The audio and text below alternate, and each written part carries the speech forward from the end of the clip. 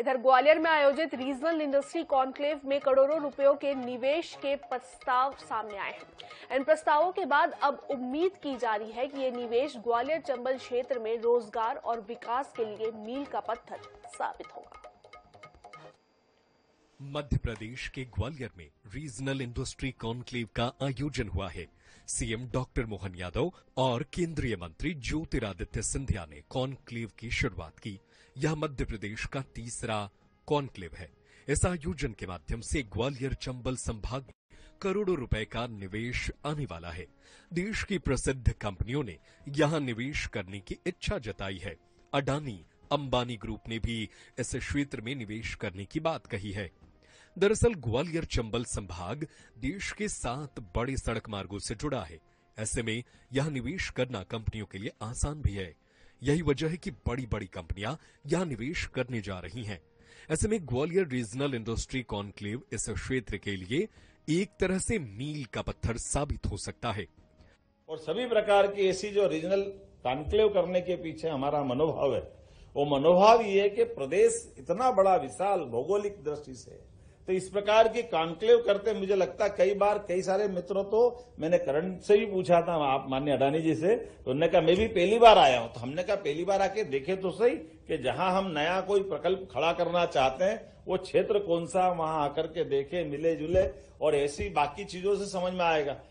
मुझे इस बात की प्रसन्नता है, लगातार जिस प्रकार से ये माहौल बना हुआ है, आज में हमने इसी स्थान पर रीजनल इंडस्ट्री कॉन्क्लेव 2024 में क्षेत्रीय कार्यालयों पर 28 इकाइयों का लोकार्पण भूमि पूजन किया, जिसमें 1321 करोड़ का पूंजी निवेश और लगभग 4000 लोगों को रोजगार मिलेगा। और इसी इंडस्ट्री कॉन्क्लेव में 120 इकाइयों के आशय पत्र जारी किए, जिसमें 268 एकड़ भूमि का आवंटन किया गया, जिसमें लगभग 1700 करोड़ का निवेश और 6600 से अधिक करोड़ का 6600 से अधिक मतलब के बाद 7000 लोगों को रोजगार प्रस्तावित रहेगा। ग्वालियर रीजनल इंडस्ट्री कॉन्क्लेव में अडानी अंबानी ग्रुप की तरफ से बड़ा साइन किया गया है।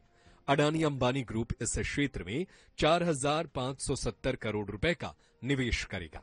बताया जा रहा है कि अडानी ग्रुप गुना में 2 million tonne cement grinding unit लगाएगा। इसके अलावा शिवपुरी में डिफेंस के सेक्टर में भी अडानी ग्रुप इन्वेस्टमेंट करेगा। वहीं अंबानी ग्रुप भी इस क्षेत्र में इन्वेस्ट करेगा। इसके अलावा गोदरेज कंपनी 450 करोड़ रुपए का निवेश करेगी। इन सभी कंपनियों के यहां आने से स्थानीय लोगों को रोजगार मिलेगा। सरकार का भी यही उद्देश्य है कि इस आयोजन के माध्यम से बड़ी संख्या में निवेश आए और रोजगार के मार्ग खुले।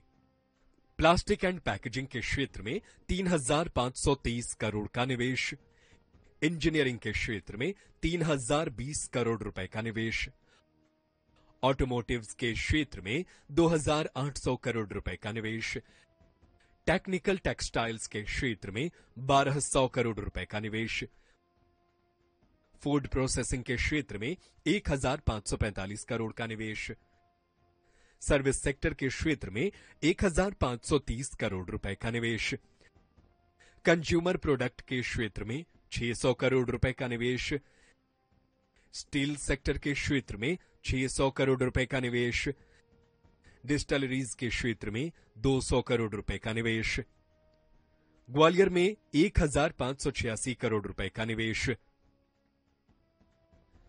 ग्वालियर में आयोजित रीजनल इंडस्ट्री कॉन्क्लेव के माध्यम से 1586 करोड़ के निवेश की 47 इकाइयों का वर्चुअली भूमि पूजन और लोकार्पण हुआ है।